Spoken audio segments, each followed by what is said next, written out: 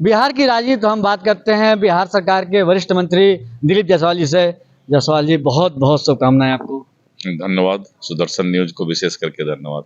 और आपको धन्यवाद इसलिए किशनगंज में जिस तरह से आप लगातार मुसलमानों की आबादी बढ़ती जा रही है और आप हिंदुओं की आवाज़ उठाते आ रहे हैं, इसके लिए भी सर आपका बधाई आपको।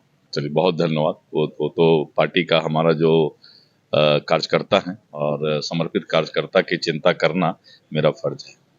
आप लोग लगातार 40 सीट की बात कर रहे हैं, लेकिन जो पिछली बार चूक रह गई तो वो किशनगंज रह गई थी। इस बार किशनगंज की क्या रणनीति रहेगी? देखिए, पिछले बार हम 39 सीट जीते थे, किशनगंज रह गया था। मुझे लगता है कि इस बार किशनगंज सीट किसी भी परिस्थिति में एनडीए गठबंधन जीतेगी और जदयू के उम्मीदवार होंगे और बीजेपी पूरी तरीके से जो है मजबूती के साथ एनडीए के साथ रह करके उस सीट को निकालने का काम करेगी और हम 40 में 40 सीट जीतेंगे। जिस तरह से किशनगंज की मैं बात कर रहा था, वहाँ पर लगातार मुसलमानों की आबादी बढ़ रही है, एक विशेष महागठबंधन को वोट देते हैं, तो कैसे आप लोग इसका तोड़ निकालेंगे? जो हमारे जदयू के उम्मीदवार हैं वो हमारे अल्पसंख्यक समाज से ही, मुस्लिम समाज से ही, और उनका अपना एक जनाधार है वहाँ पर, जिनको कि मुस्लिम काफ़ी संख्या में वोट देंगे।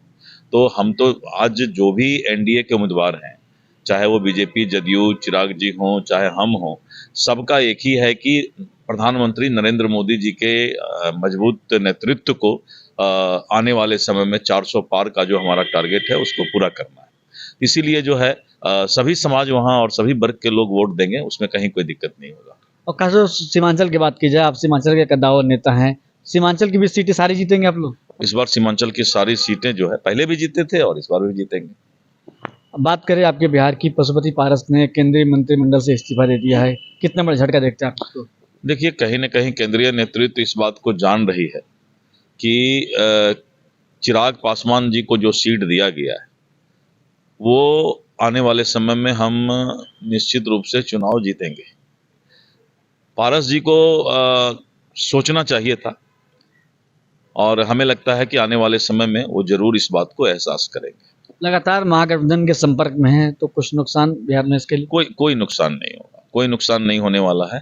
चिराग जी और जो एनडीए का गठबंधन है वो मजबूत है।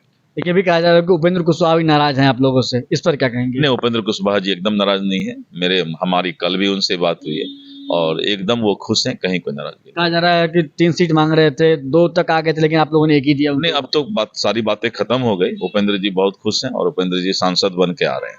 और महागठबंधन की बात की जाए, वहाँ अभी तक तय नहीं हो पाया, इस पर क्या कहेंगे आप? महागठबंधन शुरू से ही, जब से इंडिया अलायंस बना है, पूरे देश में आप देखें तो कहीं भी जो दिल का रिश्ता होता है वो किसी भी आपस में, जैसे ममता बनर्जी को लीजिए, कांग्रेस की बात लीजिए, तो कहीं भी जो है इंडी गठबंधन अपने आप को साबित नहीं कर पाया कि ये सचमुच में गठबंधन रिश्ते सही हैं उनके। एक सवाल आपके मंत्रालय से, आपने जो किशनगंज में बयान दिया है भूमि सुधार को लेकर, आप जिस विभाग के मंत्री हैं, जिस तरह से नकेल कसने की बात कही है, इस पर क्या कहेंगे? देखिए, पूरे बिहार में सबसे बड़ी समस्या है और वो समस्या है भूमि विवाद का, और जो राजस्व विभाग है, भूमि सुधार और राजस्व विभाग है, ये पूरे बिहार के लिए, प्रशासन के लिए भी चुनौती का सवाल। आए दिन अपराध की घटना, लॉ एंड ऑर्डर प्रॉब्लम, इसको लेकर के होता है।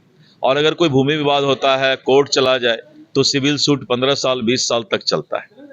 तो भूमि विवाद को लेकर के मैंने स्पष्ट तौर पे भूमाफिया और जो हमारे राजस्व विभाग के पदाधिकारी हैं, दोनों को हमने सचेत किया है कि आप जनता के लिए और जनता के समस्याओं को तुरंत दूर करें।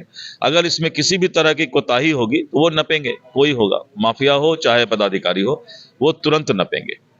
बहुत बहुत धन्यवाद डॉक्टर। तो ये थे हमारे साथ दिलीप जायसवाल जी, जो कि सीमांचल के कद्दावर नेता हैं, बिहार सरकार में वही मंत्री बने हैं। इनका ये कहना है कि जो किशनगंज पिछली बार चूक रह गई थी, वो भी इस बार बीजेपी जीतेगी, यानी 40 में 40। सौरभ तिवारी, सुदर्शन न्यूज, दिल्ली।